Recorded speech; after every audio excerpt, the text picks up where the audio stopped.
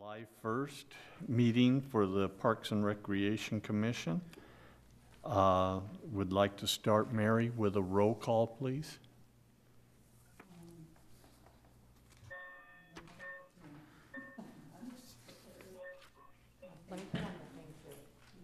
Okay. Luciana Buzin, Present. Frank Schoenbeck, Here. Wayne Standage, Here. Heather Muller, Here. Jesse Gage, Here. Walker Waldy, Here. Judy Borey. Here. We have a quorum. Okay, thank you. Would you all stand for the Pledge of Allegiance, please? I pledge allegiance Right, to the please. flag of the United States of America, and to the republic for which it stands, Which stands one nation, under God, indivisible, with liberty and justice for all. free and just for all. Okay. Okay. Thank you, folks. Our next item is acceptance of tonight's agenda. Do I have a motion? I'll make a motion to accept the agenda. Okay, thank you. You need to take a roll call for that? We need a second. Oh, I'll Okay. second. Oh, we got a I'll second. second. Heather seconds. Okay. And now we need to vote. Now we need a roll call. It will be Frank Schoenbeck, Yes. I bet it's not on. Wayne Standage, Yes. Jesse Gage, Yes. Heather Muller, Yes. Walker Waldy, Yes. and Judy Borey. Yes. And Luciana Buzin. Yes. Oh, yeah, we you. can't forget Luciano. Almost did. Sorry, Luciano. We have, it passes 7-0. Next, we have acceptance of the meeting on March 4th of 2020. Do I have a motion? I'll make a motion to accept the meeting of the March 4th of 2020. Okay, do I have a second? I'll second. Okay, Oh, you got them? we'll do, Okay, Wayne Standage. yes. Okay, and then Jesse Gage, Yes. Heather Muller, Yes. Walker Waldy, Yes. Judy Borey, Yes. Yes. Luciano, Yes. Frank Schoenbeck. Yes. Okay, thank you. You're testing your memory, right, Mary? And where there, I'm missing people. I think I messed up Yeah. after the first one, but we're doing good. We're doing good, yes. Okay, that completes that segment need to do. Our next is Parks and Recreation Director's Report. Liz, I turn it over to you. Great, thank you. All right.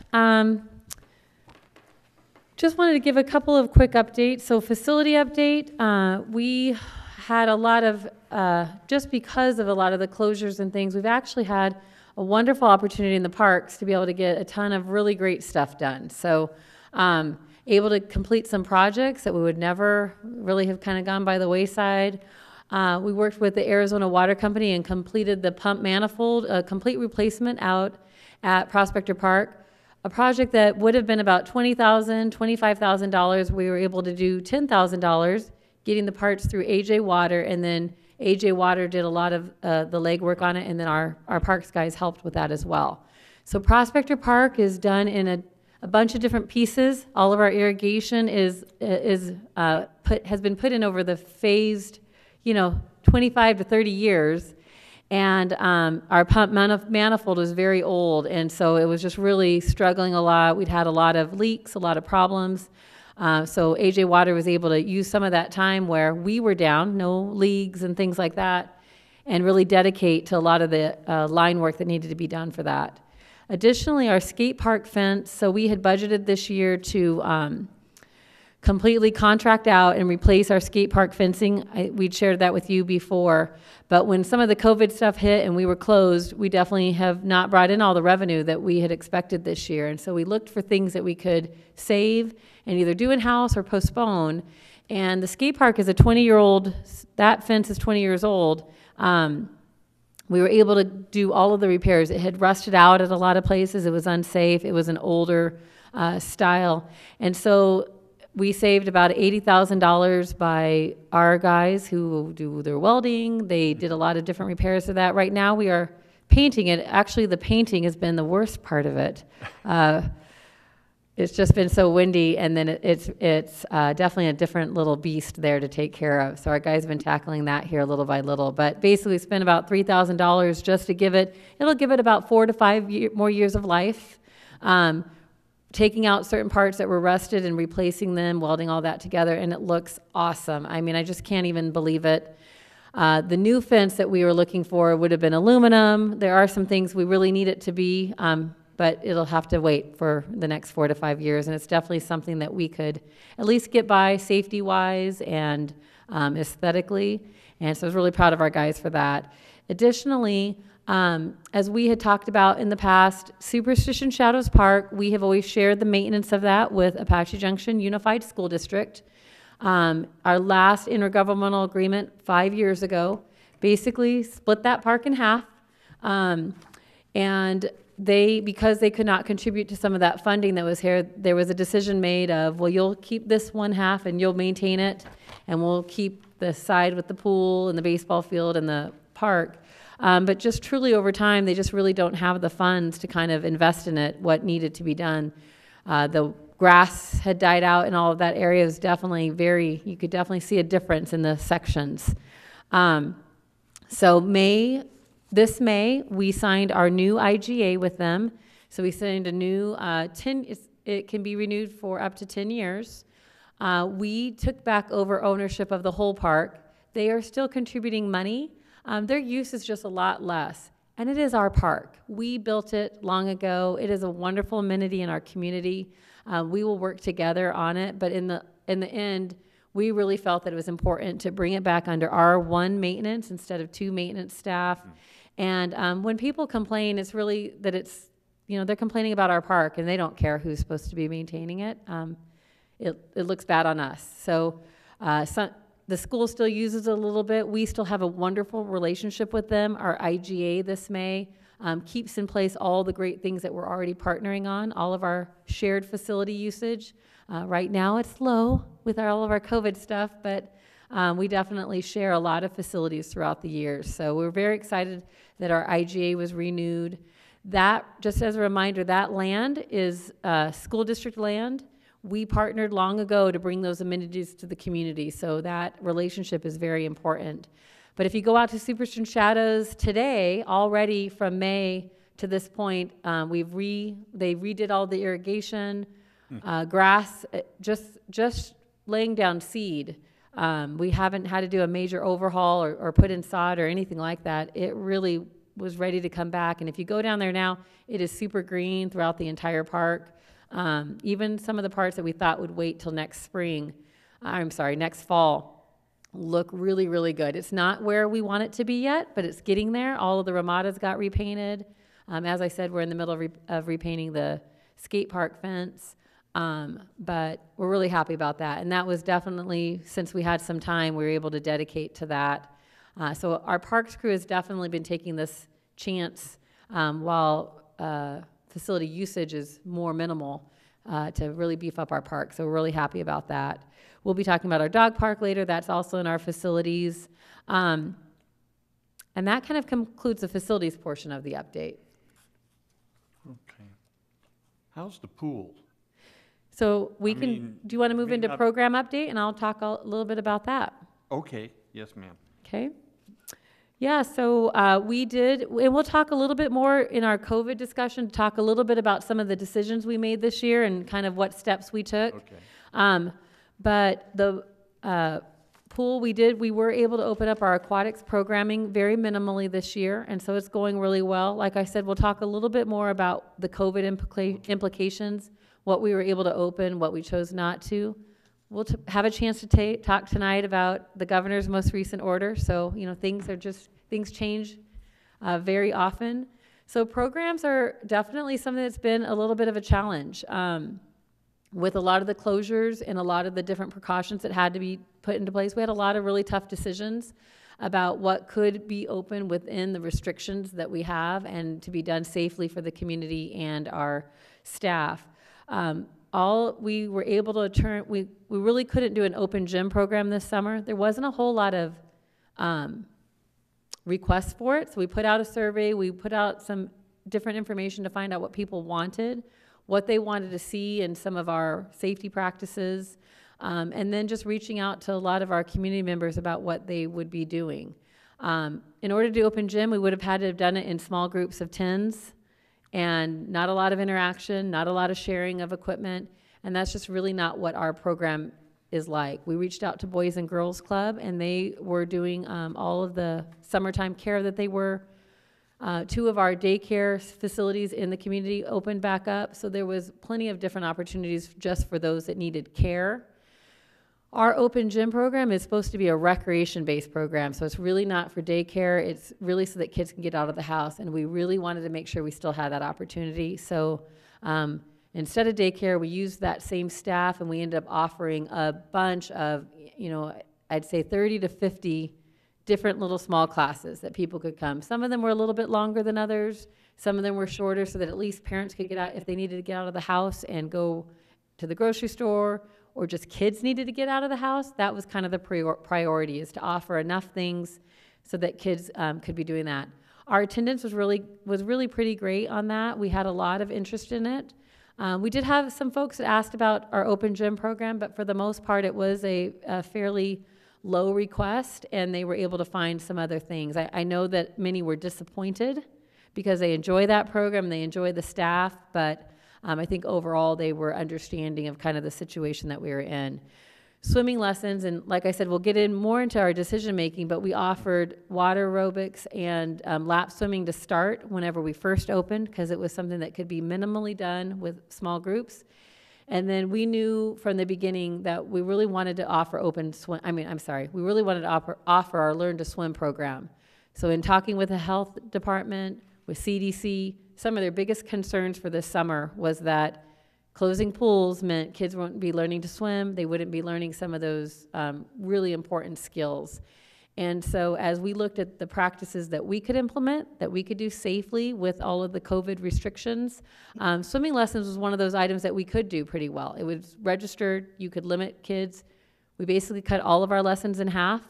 Our classes that would normally have been on their own, everything up to our level 2, a parent or somebody 12 or older responsible had to be in the water with that child, so that there wasn't quite as much one-on-one contact with the instructor. They instructed either from the land or from farther in the water. And so we were able to get a couple of sessions of swim lessons in before this next little area of the director's order. And so, of the governor's order. So programming was definitely minimized. Special events, as you know, this spring took a major hit. We're not able to be doing the gatherings that we used to be able to do. And so I was really proud of staff coming up with some more creative ways of doing our annual Easter festivities with our drive around Easter egg hunt. They incorporated all the businesses in the downtown to be involved in that. That was super popular. We have started our movies, our drive-in movies, so families can come out, and it's outdoors at the rodeo grounds. They can either stay in their car, or we've made the car spaces so far apart that people could sit outside of their car as well and watch the movie. We've had a really good showing for our first one. Unfortunately, our very first one was the only time that we had a windstorm and a little bit of a summer storm, and so we weren't able to have it, but then we postponed it to a couple weeks later and had that one. We now have 4 on the books right now. So programs has just definitely been a challenge. A lot of virtual programming. We've done a lot of rec packs and different things that people could pick up. And that's been really well received. Like I said, since we were able to open up for summer, we were able to offer a lot more classes so that we could at least get kids out of the house. The Multi-Gen Center was one of the first things that we were able to open when things opened back up back in May. And so we did open things like our gymnasium and the game room, so that way, again, kids could come out and at least have a place to be cooled off, to get out of their house. They've all been cooped up all spring during no school. And so we were able to open up some of those features for folks. For the most part, you know, our numbers, I would say, were really, we worried that we weren't going to be able to keep with all the physical distancing, but our numbers are pretty low. And I would say that a couple of things on that, people are still staying at home, and a lot of people still are choosing to kind of not get out and about. And I think that that is probably based on what a lot of the health guidance is out there. We still, though, had most all of our classes went really well. We did a lot of virtual things that we turned into in-person classes. So Jake, our science guy, he's a young man who started doing some of our virtual science experiments and videos online. He ended up doing classes, and so he was super popular just because the kids were used to him. And he's always been a lot of fun in our open gym program, so he was able to take that into a lot of the different classes that he taught. So those are some of the different things we did there. And then, as you know, we had said before, the senior services, again, they are a highly vulnerable population, so having our congregate meal is actually through all of our funding through Pinal Gila Council for Senior Citizens. It's still super important, but congregating as a group and eating meals together just wasn't an option for any of our groups. And so we've been doing our drive-through meal service pickup pretty much through till right about now in the summertime. We were having about 60, sometimes 70 meal pickups each day, Monday through Friday. We expanded our home delivered meals and got a lot of, we're able to add some more people on with very little amount of, I'll just say red tape. Usually there's a lot more of a process, but anybody who needed a home delivered meals, our home delivered meal service was able to reach out to them in our community. And then just providing kind of those daily, we would be calling our seniors a couple times a week just to check on them, find out what it is that they were missing, if there's anything that they needed. If they needed transportation, we were able to set up some opportunities for them. We had funding from Gila River Indian Community, and typically all of our funding for transportation really goes into bringing them from their homes to the multi-generational center for the meal program. But because that was taken, we weren't able to do the in-person meals. We were able to transfer that funding to be able to help with medical visits and shopping visits for seniors one-on-one. So a van would just be for one person at that time and able to help anybody who needed it. And so I would definitely encourage that if anybody hears of anyone who is in need in our community in a senior capacity, please have them reach out to the Multi-Gen Center and we can get them on whatever list that they need and keep them going throughout the summer. Sometimes they just would tell us that they needed, you know, water. They might need extra, they were running out of toilet paper, so just throw that into their meal kit for that week. So really just kind of keeping tabs on a lot of them and making sure that they had the things that they needed. Yes. When you were mentioning about helping them getting to and from the doctor, are you still working with a program with Friends of Yes. Apache Junction? Yep. So that's one of the 2 ways that we're doing it. So Okay. the Friends of Apache Junction, they are kind of our pass-through where we are able to have a reimbursement. So that way the senior could arrange their own trip and make it very simple for them if they were able to get their own taxi, own Uber, those kinds of things. They could get reimbursed for that. We actually expanded that funding to be a higher dollar amount to help them out a little bit more. But we also added extra funding so that way we were able to pair them up with our usual driver, which is CACDD, Central Arizona Council for Development of Disabilities. We were able to work out a deal with them that they could do one-on-one trips with the seniors that needed to get to different places. Okay, that's good. I'm glad Yes. Friends is still around and helping. Right. The other thing, just I think, so that pretty much wraps up the programs that were happening this summer, and I don't know if you have any other specific questions that I can answer on that We'll get to most of them in when we get down to new business, COVID. right? Or I'll Yes, wait till then. okay. So that completes my director's report. Okay, thank you, Liz. Now we go to the next item, which is old business, and it's right back over to you. You're getting a workout. I know. So BLM update. This one's kind of a short one. I believe when we met last, you guys already were aware that council had we had met to talk about looking into further having BLM propose a contract for us to look at the purchase of the rodeo grounds. And so the first steps really are just for them to prepare that bid, or I'm sorry, not bid, but proposal for us. It would really lay out what the exact costs are. As we had met with them and looked over all the steps that would be necessary for us to ever get to the point of even getting the appraisal, and then after the appraisal, being able to use all of those, taking those next steps for the purchase. The estimate was something around $75,000 to $80,000. Sounds like a lot, and it is. But what we learned through kind of some of that process is that there are different steps along the way, and we'd be spending some of that money in the beginning. If we got to the appraisal part and that money was just too high, or was something that we determined that the city is not really interested in pursuing, we wouldn't have to pay the rest of that. There's lots of other chunks after that. So kind of exciting to know that we didn't have to shell out $80,000 just to find out either yes, we can afford it, or no, we'll never be able to afford it. Right now, they are creating that proposal for us. They have to basically create a document, and then council would receive that, and they'd make the decision on whether or not we want to move forward in entering into that contract with BLM to move forward in the appraisal process.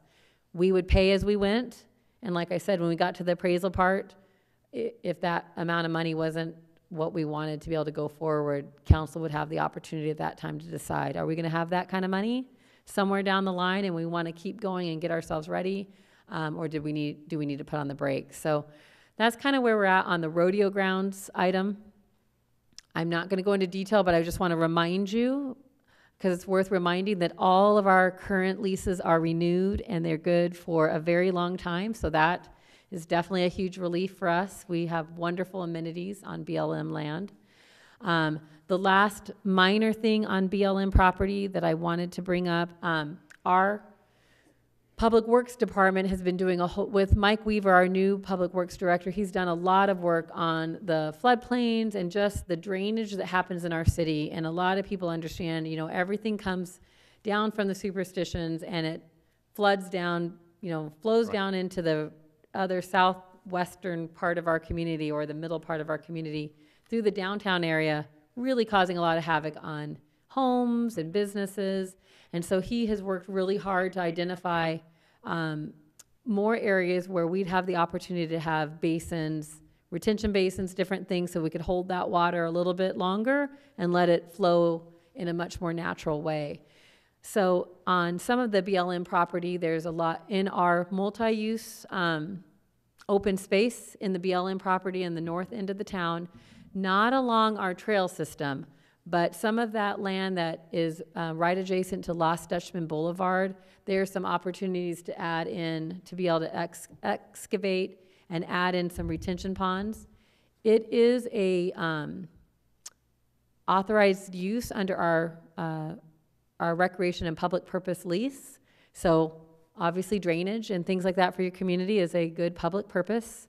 So we had to submit in writing a request to be able to do that. BLM had their archaeologists come out and do a little assessment of the area and make sure that that was going to be okay. We put that in January, and we just found out a week ago that we can proceed in that. So that was exciting. Mike will be working very closely with Pinal County.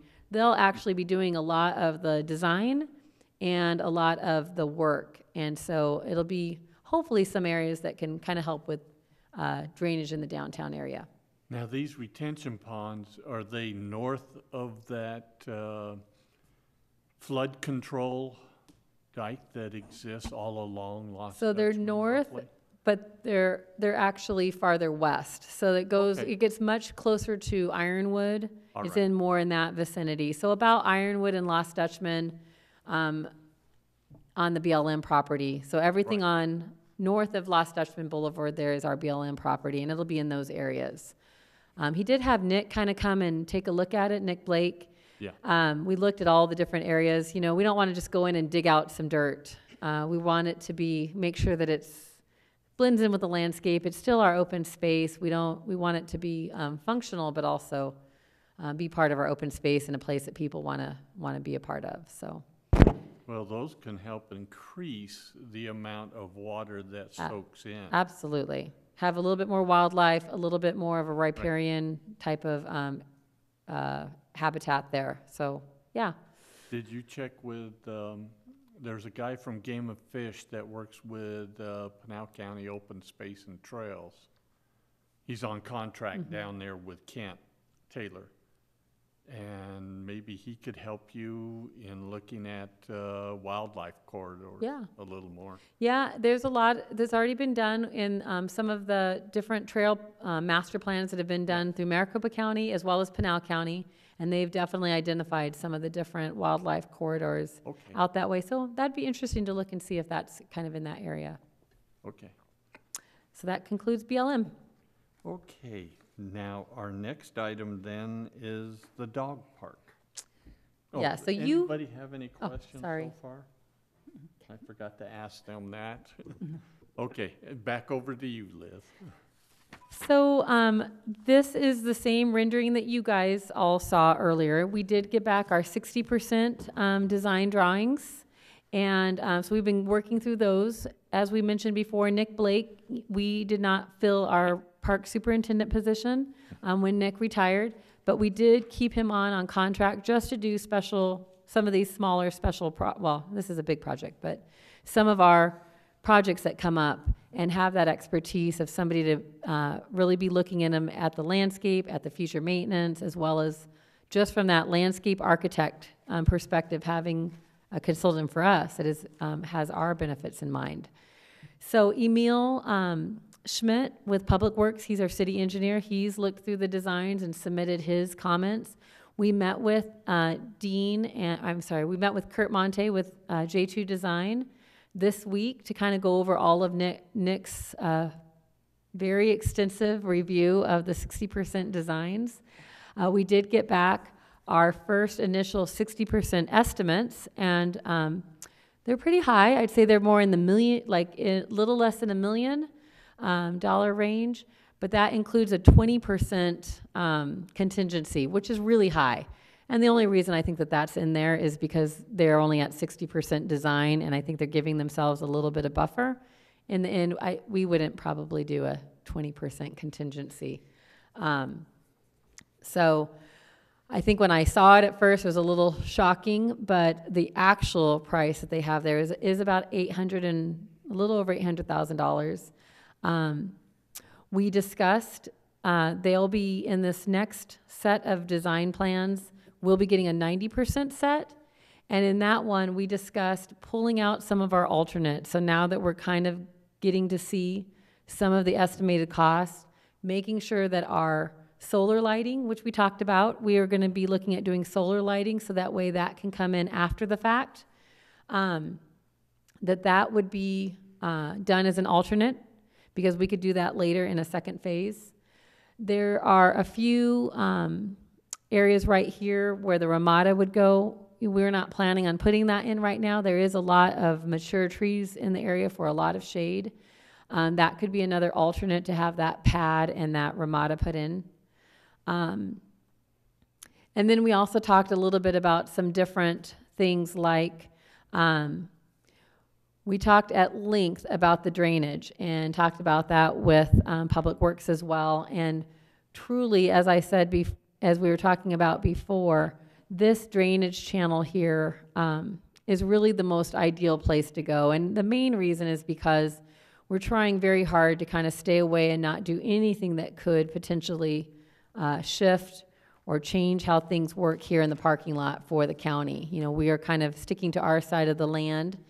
There are some things that we could do here and definitely bring some stuff. The other big challenge to bringing the drainage to this side of the property is that so almost everybody has to cross the drainage, and it could be through a bridge, but the way dogs are, the way that people interact, more people would have to cross that to get to that next area than if it was on this other end. And so it's definitely the area based on engineering and some of the different things that this is where they would like to see it happening. One of the huge things that we are going to be adding in as an alternate, we would really like to see the bottom of the channel be concrete just for maintenance purposes. So right now in the estimates, it is DG. And over time, that's just going to get scraped away. It's going to get dug up, and it will not be the same grade it was originally. I would imagine the concrete base or bottom of that is probably going to definitely pay for itself over and over again, and we really need to consider it to be something that is a critical addition to this. We definitely don't want to do things that in the end affect drainage over time. We also don't want to make it more challenging for our maintenance staff than it really needs to be. So they would be able to, with the size of this swell, they would be able to get like a Bobcat, a smaller tractor, to be able to come in and scoop through whenever we do have sediment. All the things are going to come through whenever our large washes come through. They are looking at just other ways, because again, you know, we are going to have folks crossing that. There will be some riprap in certain areas, and so really looking at that as we get those final designs to look at what does that look like, what are some of those safety hazards that we might want to be understanding, or looking at them as they are areas that dogs do like to explore and like to be around. And so really looking at a lot of that. I know we have some folks on our commission that are, you know, more construction minded. We do have those plans. I am happy to meet individually with anybody. I don't want to bring it here and get into a whole lot of detail with it, but anybody that wants to look through it, look through some of our recommended changes and different things that we're looking at, I'm happy to set up individual meeting and come down, and we can definitely look through it. I would love to get your feedback before we get to that 90% drawing, because there might be some other things that you might see from your experience. Nick has an amazing like landscape architect perspective and really looks at aesthetics and how things are going to look, but also now has a lot of experience on the maintenance end. What has been done us wrong over the years that seemed like a great idea, but it turned into a nightmare. Some of you have other experiences though that are, you know, in a different realm, whether it's infrastructure or construction, and we'd love to have your input on that. So I'll leave that. You can reach out to me and let me know if you are interested, or you can come and pick up the plans, take them, and then give me your feedback, whatever you'd like to do. There's not a lot really to talk about. I think we already talked about this at our March meeting as far as what the design looks like. I want you all to know though, we're moving forward. So right now, while we're in this COVID situation, we're moving forward in a different way, like meeting a little bit differently. Sometimes it's taking a little bit longer to get to some different steps. But we have not been asked to slow down. This is never going to be this wasn't going to be funded by general fund. We actually are receiving development fee money still very regularly. That pot of money is growing $20,000-ish, $25,000 a month. And so we definitely are bringing in a good chunk of money for the dog park. I would say we're probably at about $500,000. I know I haven't seen the most recent one, but I'd say it's in that general vicinity after we've taken out some of the contractor or the contracted design work. Remember that the other portion of that is going to be fundraising, corporate sponsorships, and grants. So this sort of ties into our later discussion, but we have a team member, one of our coordinators who runs all of our sports program, obviously doesn't have a lot of sports programs going on right now. He's doing a whole lot of other things. But one of the things that he'll take a heavy, I guess it will be one of the big things on his plate is going to be helping us to find grants for this. We have a long list, but to really start looking through it and getting those grants prepared for the dog park, so that way we can get started on those now. You know, if we have the money, the maintenance part of it is much smaller. So the operation of it, we have that in the budget for the future. It is an amount of money that our council still feels comfortable with and that our city management feels comfortable with. I don't know where we'll be a year from now, but it isn't a huge commitment. You know, watering the grass and some of those it is a very low key park.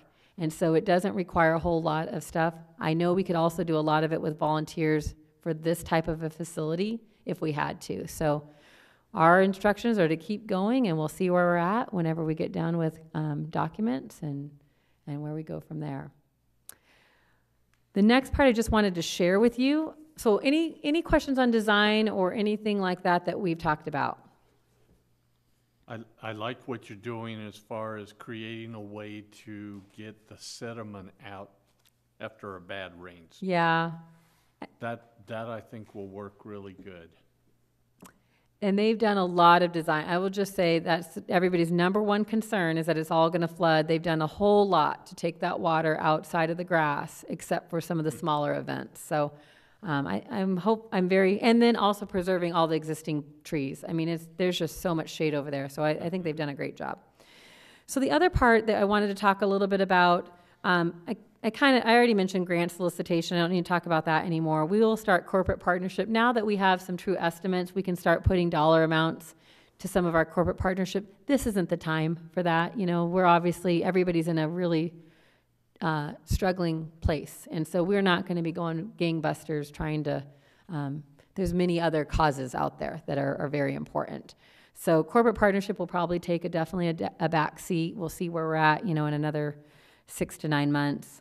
But the other piece is a citizen committee that the group of individuals that had reached out and that had either met with me individually or toured with some of us at some of the different locations, they really wanted to be involved in fundraising. And again, I know we're not going to be able to go out and do events and do some of those big things, but I think this is still the time to keep people engaged and start getting their ideas of what kinds of fundraisers we can be doing in the future, as well as involving them in some of our regulations, some of our different things that will help the dog park to really have a good start. You know, you could not do a very good job of opening and not think through things and have a lot of problems on our hands.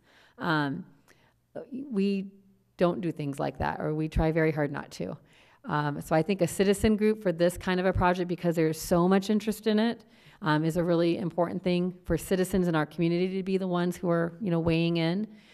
We met with our park rangers and our park attendants tonight as a big team meeting, and invited them that if any of them are interested in being a part of that committee, we want to have a couple of park rangers on that committee to listen to what the community is interested in, and for the community to hear what some of our park rangers, you know, think will be some of our issues. Some of them have a lot of experience in other dog parks. So just wanted to share that with you because this is more of a group that, and it might be 2 groups, so there might be a group, I think we'd be gathering together our citizens that are interested, finding out how they want to help, and then there might end up being 2 subcommittees, one that really focuses on fundraising and one that focuses more on the logistics, you know, design, helping with those fine little details, and regulation, some of the different things that we're going to incorporate there.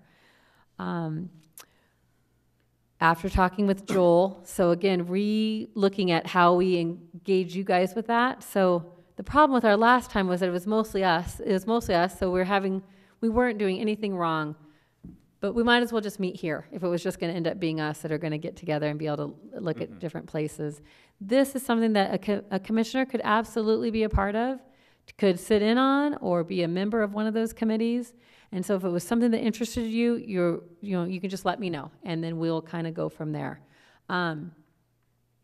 We have a lot of community members that have reached out afterwards that just have said that they want to be involved. And so we will probably start those through Zoom. We'll probably do some in-person meetings. We have a very big multi-purpose room that people can physically distance in and still get together and effectively communicate.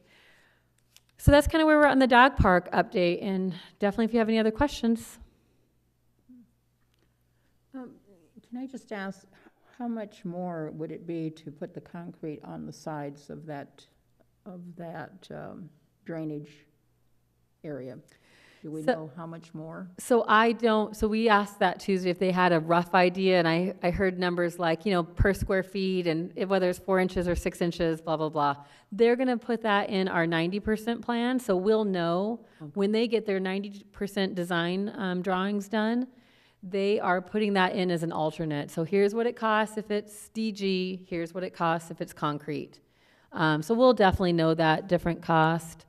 I can't even tell you what I remember Nick gave a kind of rough estimate, and I can't remember.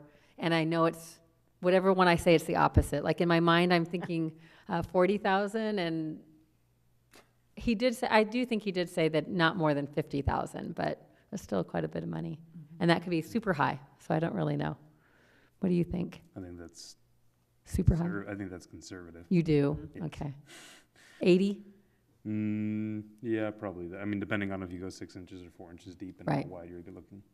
I mean, if you're looking to have a small bobcat in there, that's a pretty Less weight. substantial Oh, more weight. width. Yeah. Okay, Well, not even the weight, just the width of it. right. Well, and yeah, so it's 8 foot, so they're planning an 8-foot channel, and then they talked about whether they'd be coming up the sides. Right, and that's Or having the, that substantially right. increases the cost as well. And so they did talk about looking at ways that they could do it so that it's rounded at the bottom, it's safe at the bottom, but not coming up the sides, and what would that look like? Yeah. Nick was definitely saying a minimum would be, it's what you scrape up against. That's the thing that they really minimally need. It adds a different layer of safety, though, and other things of how do you safely have those sides so that dogs can be out there. And again, it might be perfectly fine. And again, hearing from dog owners and people who have dogs, it would be a great way of making some of those decisions that we have. I'm Okay. gonna ask the Jesse. Excuse me? Do you want to see if Jesse and Frank have questions? We forget that they're on the line. Frank, Jesse, do you happen to have questions? No, it sounds like it's well in hand. Okay. Liz is running a good meeting, right? Oh, yeah. This is what I do best, just talk at you. Okay, turn it back over to you, Liz. You still have new business there.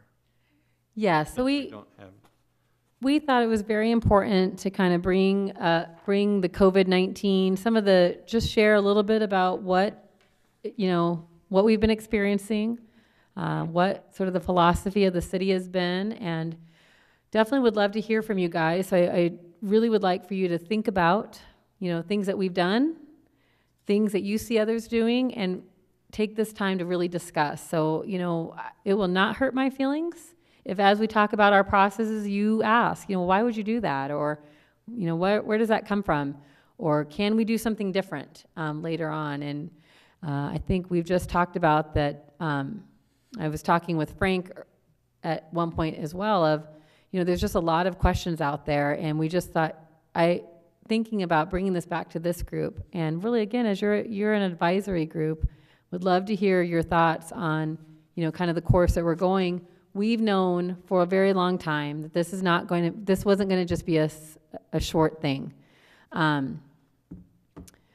If you really are paying attention with what healthcare professionals are saying and all of those kinds of things, that all the things that we would be doing would be to slow the spread, to flatten the curve. We've all heard that. And so in the beginning stages, we put together kind of a phased approach. So when the White House came out with their phased guidelines for reopening, we took those, as well as kind of what we're hearing from the governor. Our state did not really do a phased, a real super clear. They did say they're following that for the most part. But we also looked at CDC guidelines. We have been in constant contact with our Parks and Rec colleagues all across the state. So we have about 35 Parks and Rec directors. We have every other week we meet on a Zoom meeting. Every area of Parks and Recreation was meeting over Zoom, trying to figure out what to do, because it was a moving target from day one. In our early timeframes, everybody just didn't know a lot about the virus, about what we should be truly doing about it. A lot of fear about the virus on surfaces, and some of that, while that is still there, and we should absolutely be cautious, they're finding that it isn't the surface contact that is as severe as the personal, and personal space. So me being really close to you and talking with you, I'm an excited talker. I'm going to tell you. So, I'm sure there's stuff flying. And so really, so really just thinking about those kinds of things, and that those are some of the ways that things are being transmitted, much more so is that person to person. And, that's why they kind of switched to some of their, really when they said that no cloth masks, and then kind of changing that got very confusing for everybody. And, we've switched gears a couple of different times, but I think the philosophy of our department is that we have changed based on what data we had at that moment in time, and so trying to make the best decision. So just to kind of quickly take you through, whenever things shut down, or whenever we first started having the virus, all of our stuff, we already have some pretty intense practices in our multi-generational center. And so we continued those, ramped up a lot of our cleaning and routines, ramped up, we shared this at our March meeting, some of our playground practices and things like that. As the governor closed things down, we have tried to follow the governor's order, and at least the intent of it. We are not experts. We really feel like that's the best way for us to kind of be able to make decisions. If there was room for interpretation or room for us to modify within those guidelines, we've done that when we thought it was necessary in our own community. So closing down the multi-generational center, that was at the order. The city hall overall closed down at some point. And so just to kind of let you know what happened with all of our staff, we still had so there's a lot that went into closing down a facility. Contacting members, explaining what that was going to mean for memberships, creating virtual opportunities. So we feel very passionately about Parks and Recreation, and we don't think it's the extra stuff. We think we are very essential. And we know we are. The governor said we are. Parks were part of the essential order of what was to be left open so that people could have healthy opportunities to be out in nature, to be outside, to get fresh air, and to stay physically fit. And so keeping our parks open was super critical, and separating, but then taking care of our staff. So our outdoor staff, really simple to do. We split our teams into two. They didn't drive together anymore. They drive together sometimes, when they have to, but we tried really hard to have as much distancing as we could. They could be out in parks on their own. Unfortunately, a lot of the programs that happen out there weren't happening, but there was a lot of work to do in the parks, and they had plenty to do. All of our multi-generational staff, all the part-time staff, folks that didn't want to, I shouldn't say didn't want to work, maybe didn't need to work, or didn't feel comfortable coming to work when some of the orders came in, they had the opportunity to just go ahead and go home and not have to be there. Those that wanted to work and that were willing to do other things than what they normally would do had the opportunity. And so throughout the whole city, they listed out ideas of things that departments needed. So lots of work that departments, filing, scanning, things that departments absolutely do not have time to do during the regular time frame. And so they farmed those out to a lot of groups. We had a lot of our part-time as well as our full-time staff at the Multi-Gen Center that were repurposed in a lot of ways. Some of them helped with a lot of our senior services that we continued. We had several that went to the police department, so they did all the cleaning. So we lost our community services crew. So that was the crew that they would pay off fines for the court, and they do all kinds of landscape. They did all of the cleaning of police cars. We lost that crew during this time frame, and so a lot of our rec staff took over a lot of those jobs. A lot of them got repurposed out into the parks, so we had to beef up cleaning. So having 3 cleaning routines throughout the day, wiping down equipment throughout the day. We added an extra regimen of getting out and getting around to every single bench, table, whatever, knowing that, obviously we're only cleaning and wiping down until that next person that might be exposed came, but it's always just been about reducing. So reducing the chance of spread, having more times where things are sanitized. So we repurposed a lot of them for that. Many of them went to other departments, our own department included, to do filing, scanning, anything that was a project that a department that was essential and that was still, operating was doing. So we were able to kind of give us an amount of hours to staff that needed it. In addition, at that time, we were preparing to be opened back up again and working on our phase 1, phase 2, phase 3 guidelines. And so lots of research went into a lot of that. We have a COVID leads team. We were meeting 3 times a week in the very beginning, pretty much all guided by our so we have a very extensive EOC training, our Emergency Operations Center for the citywide. Our department has always had a heavy involvement in that. We kind of became our own Emergency Operations Center. We weren't really involved in the city overall effort, other than that we are basically one of the resource branches. So staff that is needed for different functions would be done through our staff.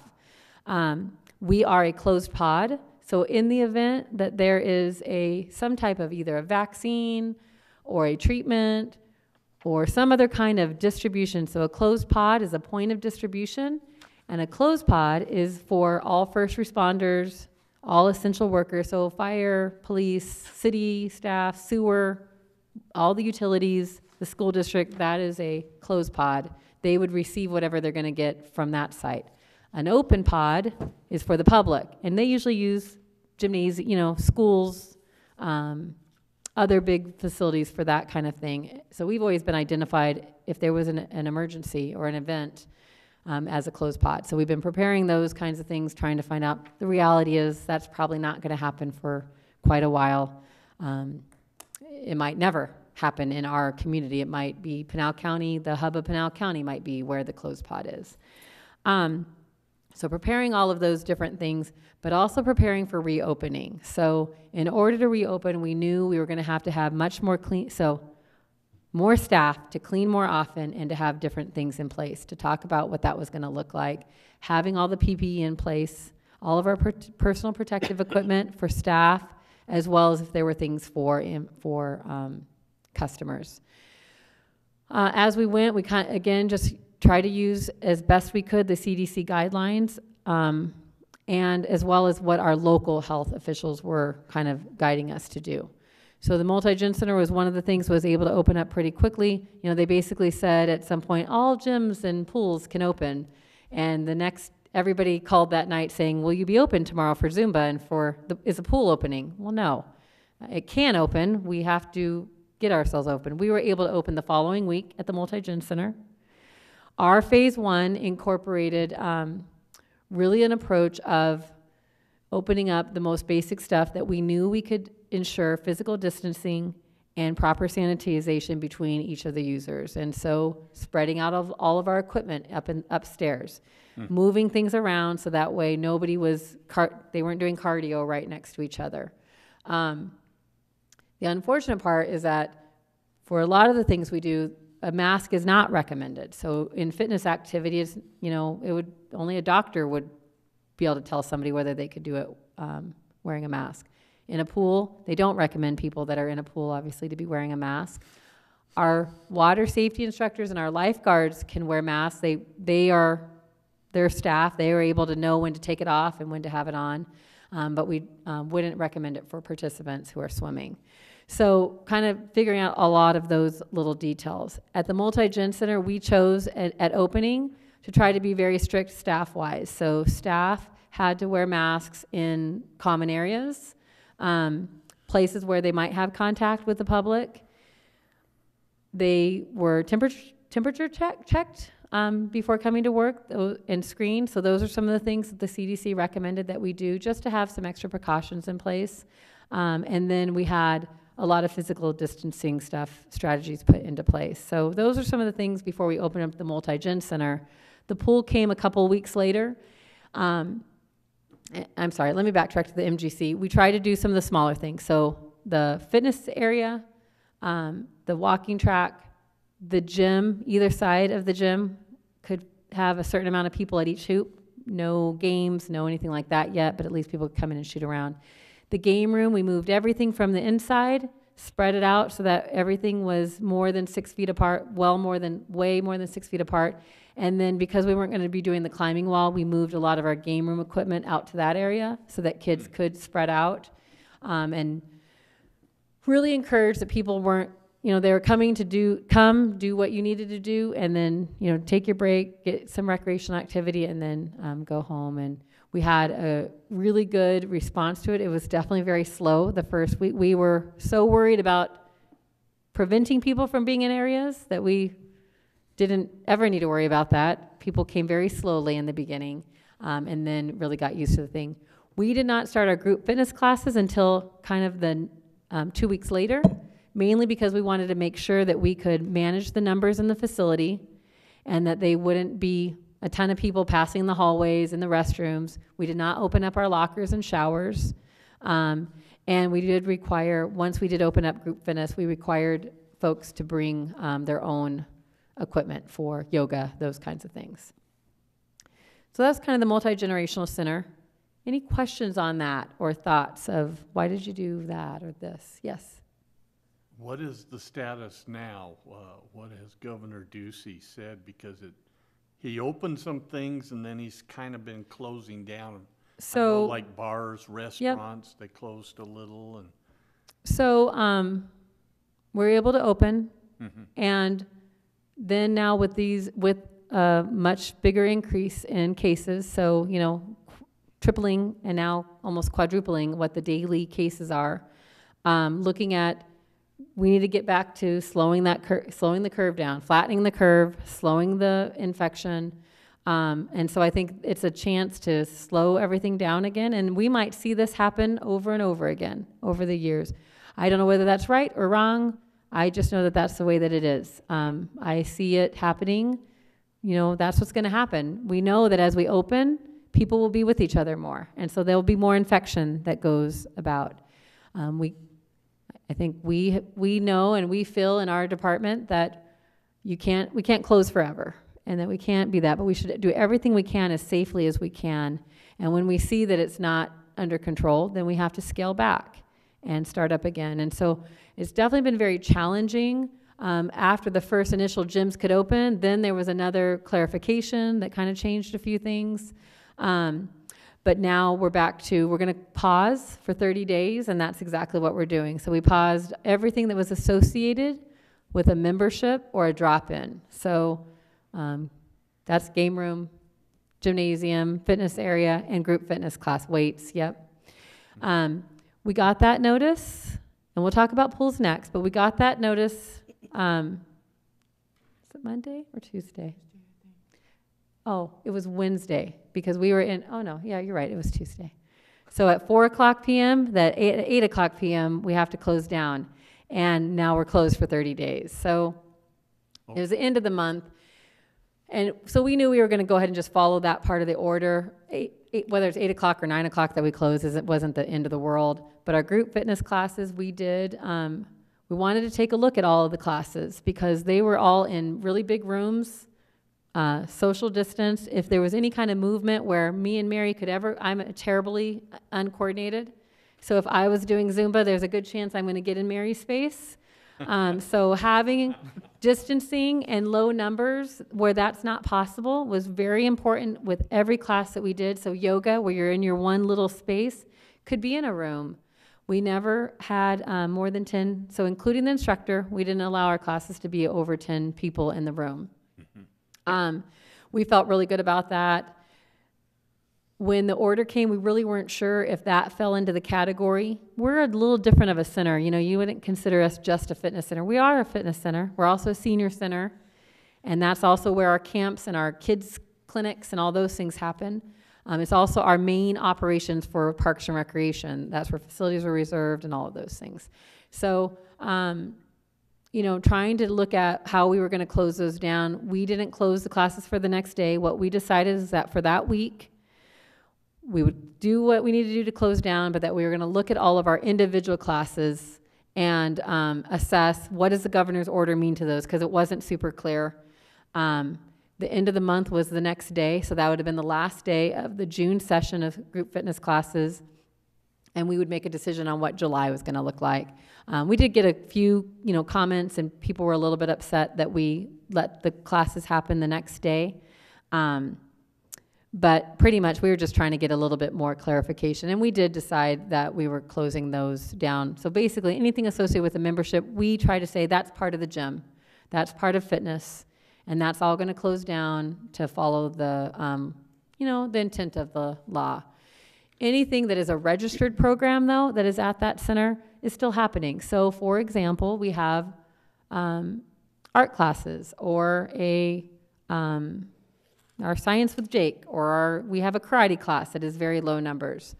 They can be very spread out in our multipurpose room. So we're continuing with those. They all fall within the guidelines. So we went back. The governor held a meeting with all of the cities, and their intergovernmental people were in attendance with that. They had a lot of questions answered. And so camps and sports things, those are still okay to do. Things that are outside, like we're doing reservations for sports teams. They have to be around 10 people. They have to physically distance. They have to have a plan for how they're going to do that. We are allowing those reservations to take place right now, but nothing bigger than those small group reservations. We're not allowing scrimmages right now, or tournaments or leagues until that next phase. The pool, we decided, like I said, to start off with some of those small group sessions that we could keep at 10 or under. A lot of them were much smaller than 10. We thought we would do open swim in our second phase, which we hoped was going to be in July, and unfortunately it's not. Some other cities chose to do open swim first. They thought they could manage that better. A lot of those reasons are because all of us didn't have our lifeguards and WSIs on board. COVID happened right in the middle of everybody's spring break, which is when everybody does their trainings. And so everybody got pushed back, that once we were allowed to meet and get together in small group, that's when we started all of our trainings. And so some cities didn't have enough water safety instructors to do swim lessons. They had many more lifeguards. We had enough to do them. We also just took a philosophical decision of, we think that swim lessons are really important in our community, and that we would do open swim next. We also felt like we could control that.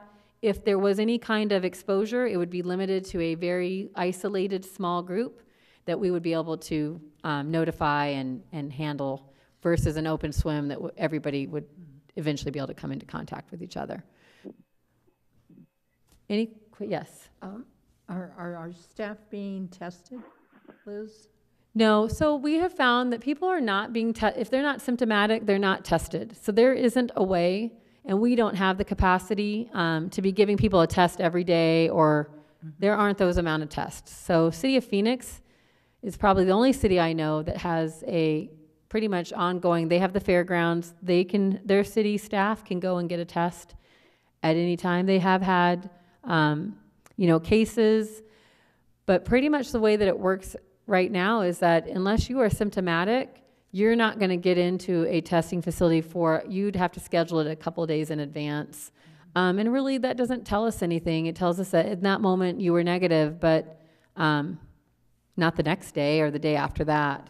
And so testing seems like it has revolved around people who are positive, or if they came into contact with somebody who was positive.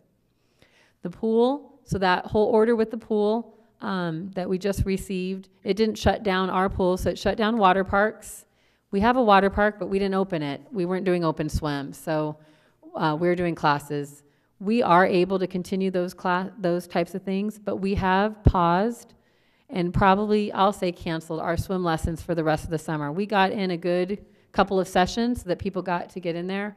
But I will say that there is a lot of concern for staff as well as for patrons of, even if I have somebody at home that is positive or you don't know it until it's time, all the people that we can be around, it's hard to keep all the staff there. So if somebody has been a close contact with somebody who's positive, those people have to then go home, see their doctor, and not for a long time. There's some very good CDC guidelines that we're using that our city hall has implemented, and it's utilizing the healthcare. They go see their healthcare professional and they give the decision, and whether there's going to be a test, whether they're going to wait a couple of days and then come back, but just.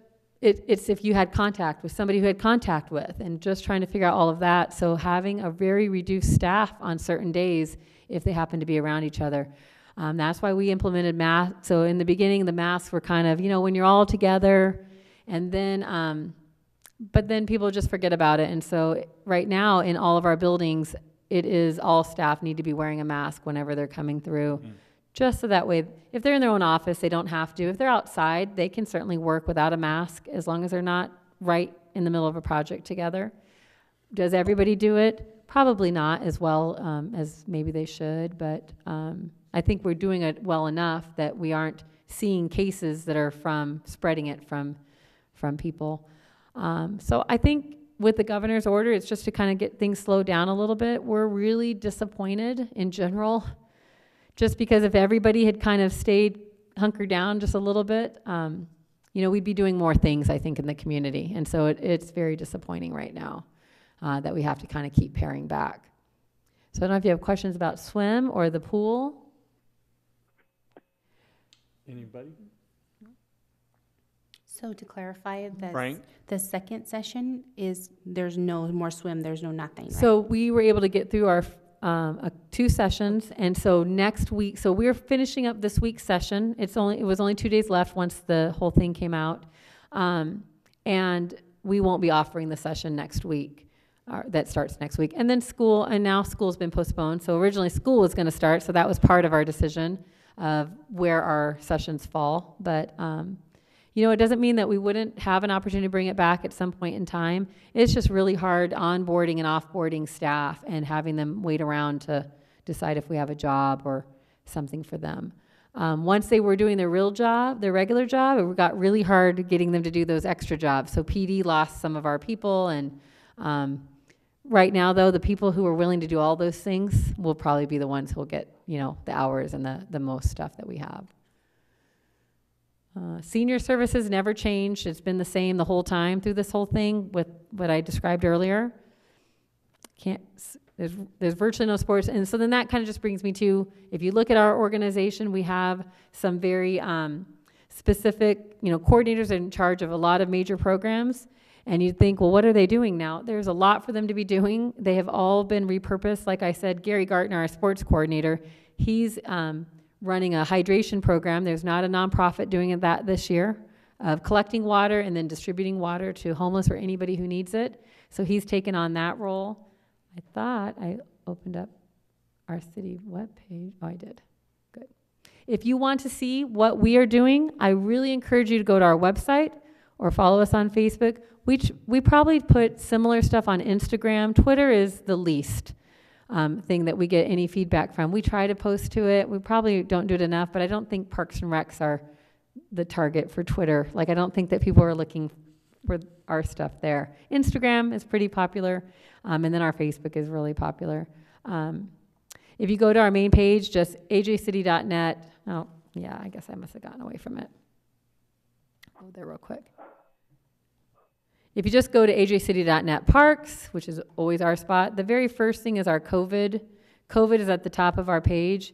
And if you want to kind of see where we're at and our different things that we're offering, this is what we update every time that something changes.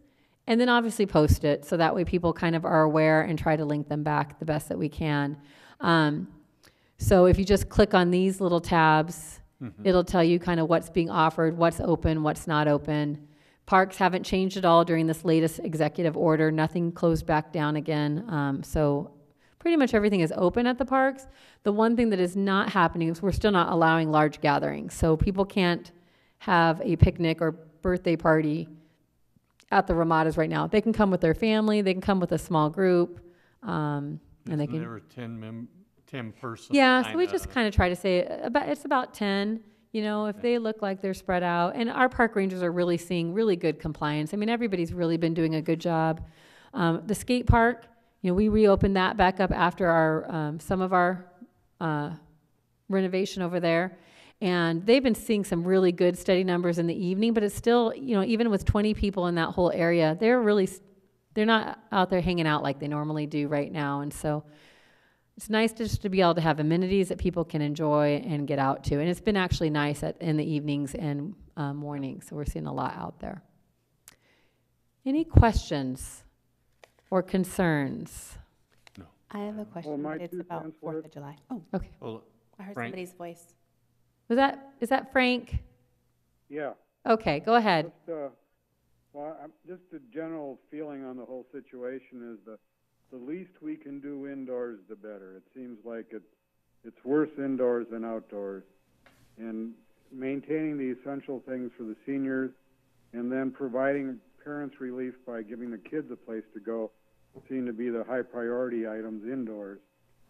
But as much as we can, I would really suggest we minimize anything indoors, even with spacing. It's shown that once that aerosol is in a room, it goes throughout the room.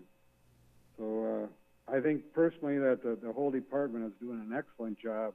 Your ability and your flexibility, your ability to react to different circumstances and the flexibility of you and your staff are highly commendable. I don't think anybody should do any second guessing. But as we look to the future, my suggestion is just to minimize everything we can indoors. Thank you. Thanks, Frank. Jesse? Yeah, this is Jesse. I concur with Frank.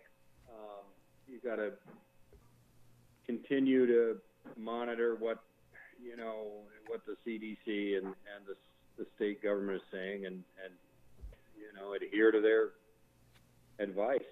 And we got to keep our heads down and get through this thing. It's going to be a little painful, I guess. That's all I've got. Judy, do you have anything more? No.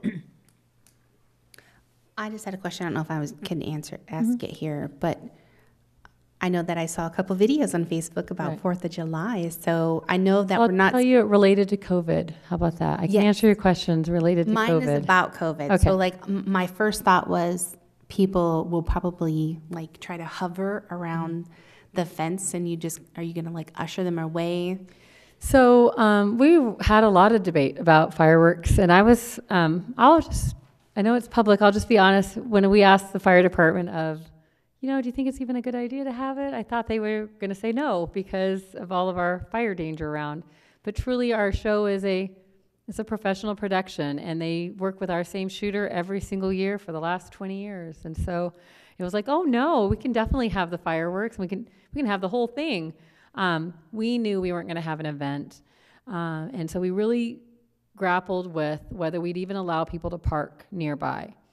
But in talking with our police department and in talking with our staff, people are so familiar with our area that if we don't have staff there to monitor what's going on, then they're just going to come anyways, and then they will congregate and they will do things that they shouldn't be doing. And so we are advertising, it is a backyard barbecue fireworks show. We want people that can watch it from their home to watch it from their home, and we will have activities online and different things like that. And then they can watch the fireworks, or from a business nearby. There's lots of places they can look. If people ask, though, if there's parking nearby, if my house isn't anywhere near the high school, I live out by the mountain or whatever, there will be limited parking. I'll tell you what we decided before the governor's order, and then kind of our conversation after the governor's order, because there were specific things about 50 people, or gatherings of 50 or more. So we had always said it was going to be in your vehicle. We're not doing any activities, no food truck, no anything where you need to get, to really get out and walk around, and that we would space out our vehicles like we do for our movie in the park. We understand nobody's going to sit in their car to watch fireworks. You're not going to see a lot. But spacing our vehicles, it'll be about 1 every 3 spaces. So there'll be 2 spaces in between. Their instructions are they can be on the right-hand side of their car. And so they have a space that is for them and their family. For that 45 minutes that the fireworks are going on. So they'll be let in. We'll be opening up parking early on. We have a lot of staff on. Police department basically is dedicated the same amount of staff as that they normally would for the fireworks or for the event. They're just going to be there for a lot shorter of a period of time because we're not having our activities beforehand. It would be a nightmare for them trying to keep people either not just stopping on the roads or stopping in area. We'd have to put up barricading.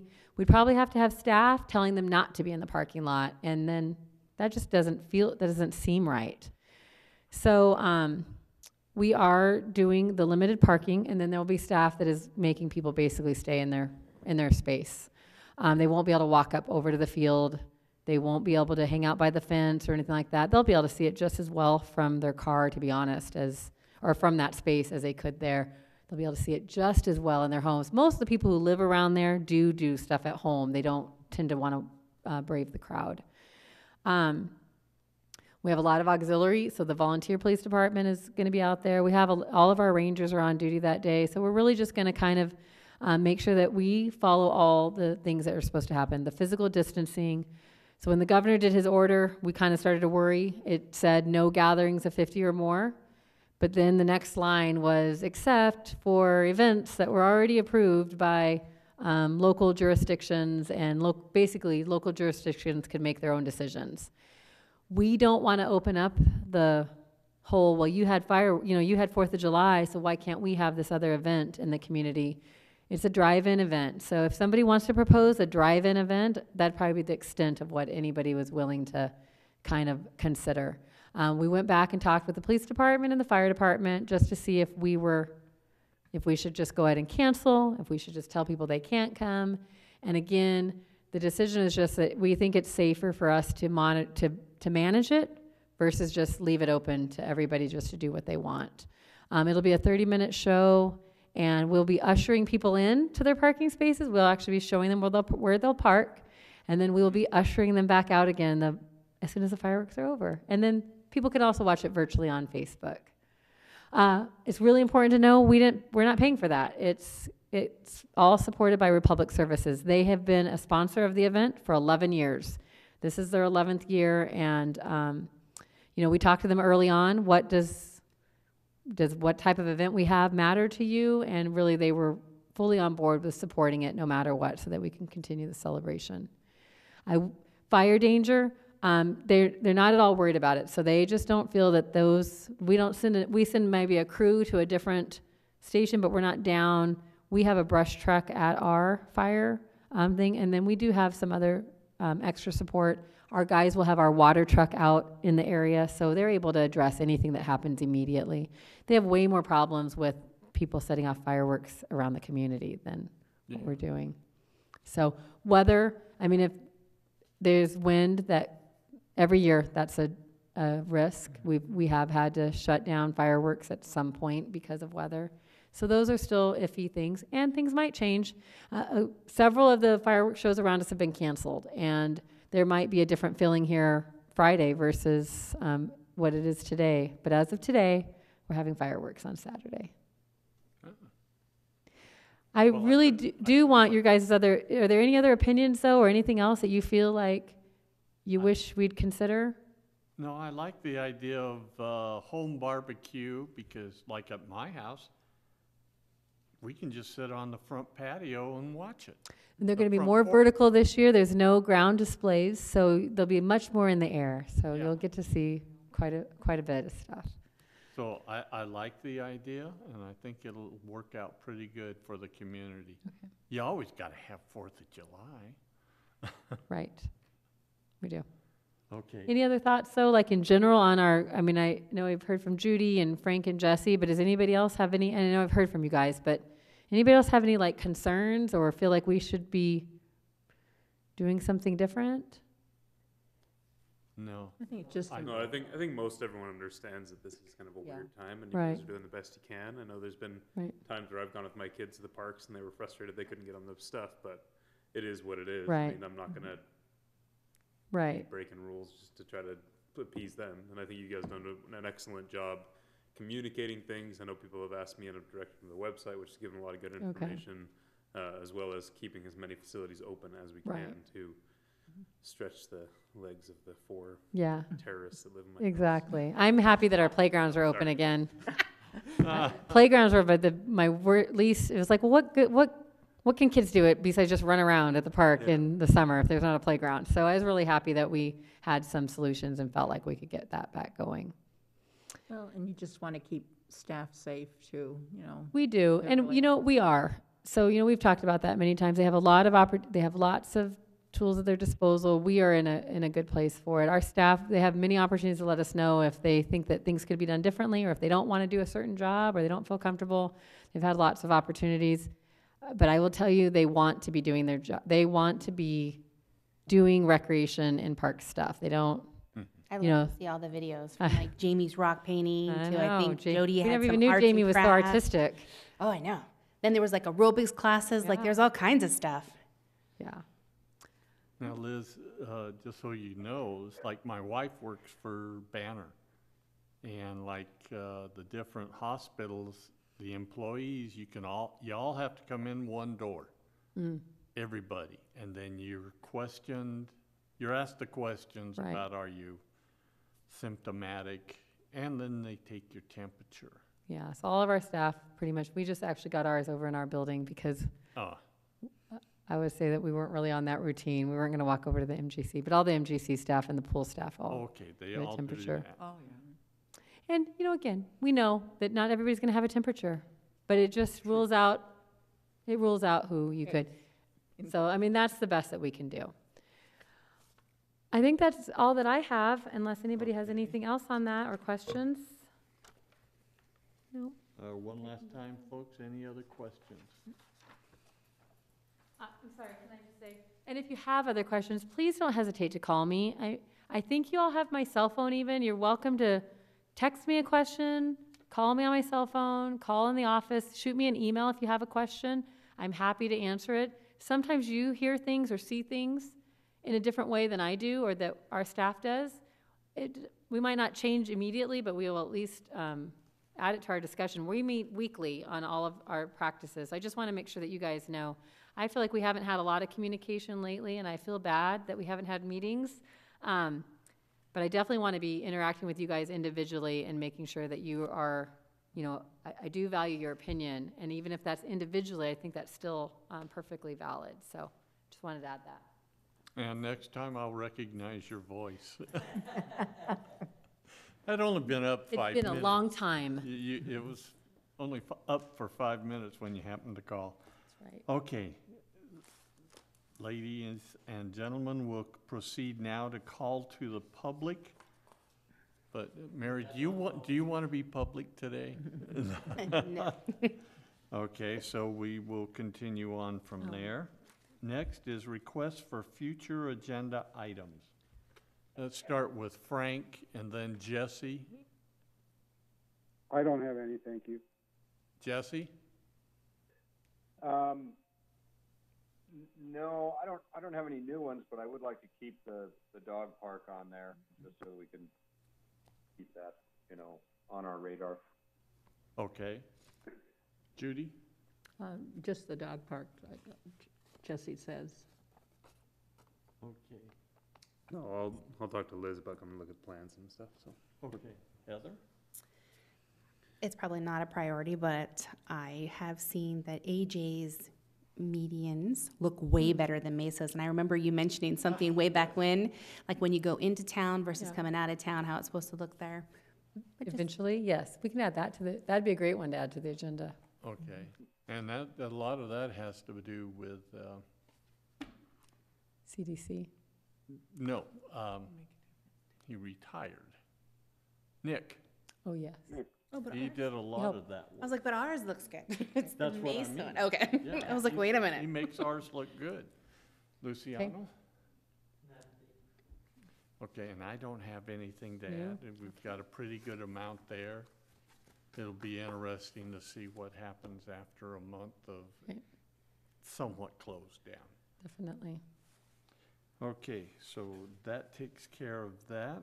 At this time, I will adjourn the meeting at 7:25. Mary?